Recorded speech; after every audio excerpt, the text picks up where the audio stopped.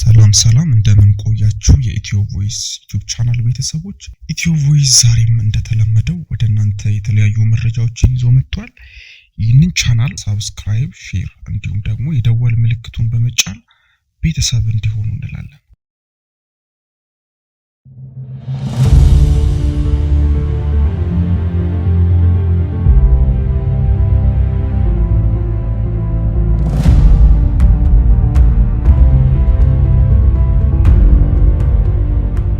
የባህር በር ጥያቄን ማንሳት ነውርነት አቁሟል ሲሉ ጠቅላይ ሚኒስትር አብይ አህመድ ተናገሩ።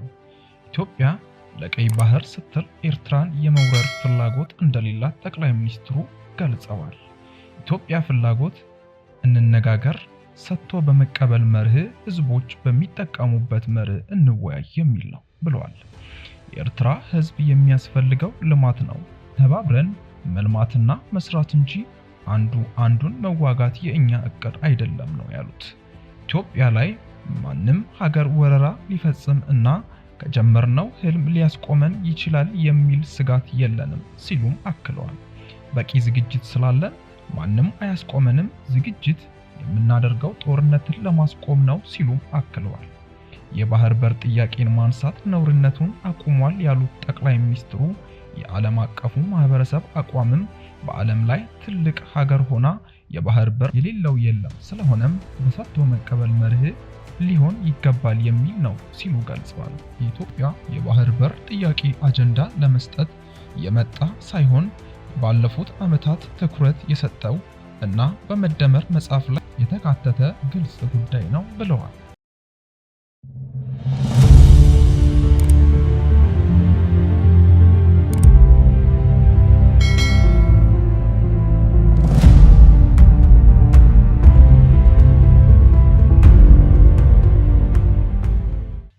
በትላንትናው ዕለት የህዝብ ተወካዮች ምክር ቤት መደበኛ ስብሰባውን ያከናወነ ሲሆን ጠቅላይ ሚኒስትር አብይ አህመድ ከህዝብ ተወካዮች ምክር ቤት አባላት ለተነሱ ጥያቄዎች ምላሽና ማብራሪያ ሰጥተዋል።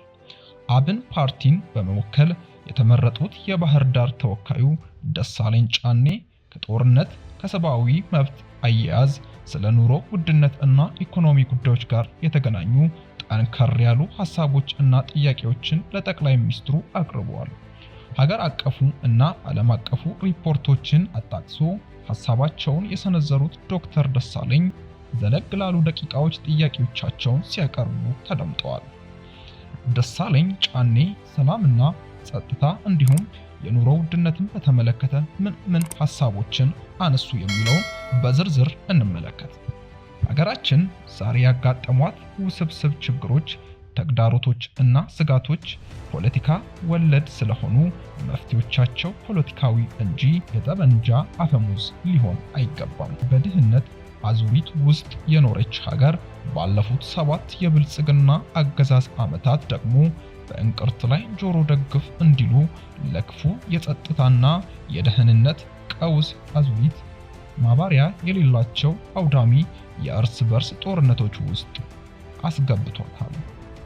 ኢህአዴግ አምባገነናዊ ልማታዊ አገዛዝ ነበር። ወደ ብልጽግና ያደረገው መለወጥ ደግሞ የሙሉ ጊዜ ግጭት ጠማቂና ጦረኛ አገዛዝ እንዲሆን አድርጎታል። አርሶ አደር እና የከተሜው ልጆች በሁሉም በኩል እንደ ቅጠል እየረገፉ ነው። ማቆሚያ በታጣላቸው የእርስ በርስ ጦርነቶች በትሪሊዮን የሚቆጠሩ የሀገር ሀብትና ንብረቶች እየወደሙ እንደሆነም ጥናቶች ያመለክታሉ። ባለፉት 6 ዓመታት እስከ ዛሬ ድረስ ደግሞ በአማራ፣ በኦሮሚያ፣ በቤኒሻንጉል ጉሙዝ፣ በደቡብ ጋምቤላ፣ አፋር እና ሶማሌ ክልሎች የተካሄዱ ያሉ ጦርነቶች እና የእርስ በርስ ግጭቶች የጉዳት ግምት ከሰሜኑ ጦርነት ላይ በደረሰው ውድመት እኩል አድርገን ብንወስድ ጠቅላላ ግምቱ $60 ቢሊዮን ይሆናል።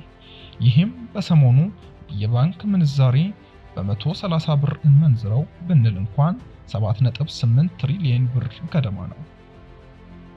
በዘንድሮ በጀት ልክ ሲሰላ ለቀጣይ 8 ዓመታት ለሀገራችን በጀት የሚሆን ሀብትና ንብረት በጦርነቱና ግጭቶች አውድመን እንዲሁም በቢሊዮን የሚቆጠሩ ወጣቶችን ጭድ አድርገን ዛሬም ጦርነት ነጋሪ እየጎሰምን ቀጥለናል። የውጪ ምንዛሬ ለውጡን እና የኮሪደር ልማት ስራን ተያይዞ የመኖሪያ እና የንግድ ቤታቸው የፈረሰባቸው በመቶ ሺህ የሚቆጠሩ ችግር ላይ የወደቁ ዜጎች አሉ። ስራ ሰርተው በላባቸው የሚኖሩ ኢትዮጵያውያን ጭምር የኑሮ ውድነቱን መቋቋም እና ልጆቻቸውን ማሳደግ ተስኗቸዋል። የድሮን ጥቃት ዛሬም በአማራ ክልል ተጠናክሮ የቀጠለ ሲሆን ህጻናት ጨምሮ ሲቪሎች እየተገደሉና ተቋማትም እየፈረሱ ነው። የአማራ ክልሉን ጦርነት ተከትሎ ለ10 ወራት በቆየው የአስቸኳይ ጊዜ አዋጅ በታጀበበት ባለፉት 20 ወራት ውስጥ በሺዎች የሚቆጠሩ አማራዎች መታወቂያቸው እየታየ እና በብሔሩ እየተለዩ ታስረዋል። ኢሰብአዊ ለሆኑ አያያዞች መዳረጋቸውም መንግስታዊና ዓለም አቀፋዊ ተቋማት መግለጫ ገልጸዋል። የህዝብ ተወካዮች ምክር ቤት ሁኔታዎችን በተመለከተ አንድም ቀን በምክር ቤቱ ስብሰባዎች አጀንዳ አድርጎ አለመወያየቱ፣ ሁኔታውን በተመለከተም በአስፈጻሚው ላይ በቂ ክትትል እና ቁጥጥር አለማድረጉ በህገ መንግስቱ በተሰጠው ስልጣን መሰረት አንድም የእርምት እርምጃ አለመውሰዱ በታሪክና በትውልድ ፊት ተጠያቂ የሚያደርግ ነው።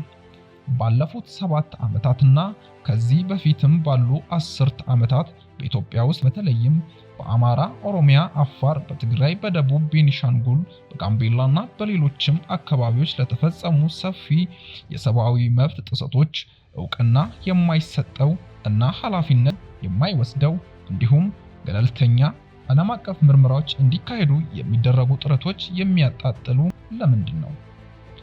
የሰሜኑ ጦርነት እንዲቆም ያደረገው ዋነኛው አካል የፌዴራል መንግስት ሲሆን አሁን በሀገሪቱ የተለያዩ አካባቢዎች ያሉ ጦርነቶች የማቆምም ተቀዳሚ ኃላፊነቱ የሞራል እና የታሪክ ተጠያቂ የሚያደርገው በፌዴራሉ መንግስት ላይ ነው።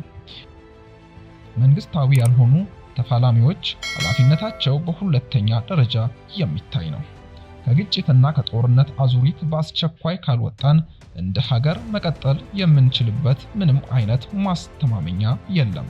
የአማራና ፋኖ የኦሮሚያ ነጻነት ሰራዊት ጦርነት ለማስቆም የሚታገሏቸው ዓላማዎች በሰላማዊ መንገድ እንዲመለሱ ማድረግ የሚቻልባቸውን እድሎች ሁሉ አሟጠው እንደሚከተለው ለሰላም ለሚደረጉ ሀገራዊና ዓለም አቀፋዊ ጥሪዎች መሳካት የበኩላቸውን አስተዋጽኦ እንዲወጡ ጥሪ ማቅረብ እፈልጋለሁ ብሏል።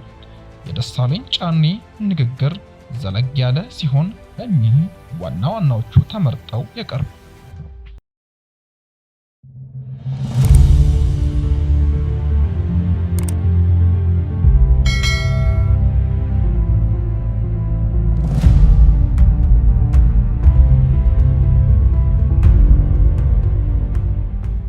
ቻናላችንን ሰብስክራይብ፣ ላይክ፣ ሼር እያደረጋችሁ እንዲሁም የደወል ምልክቱን በመጫን አዳዲስ መረጃው እንዲደርሱ ያድርጉ።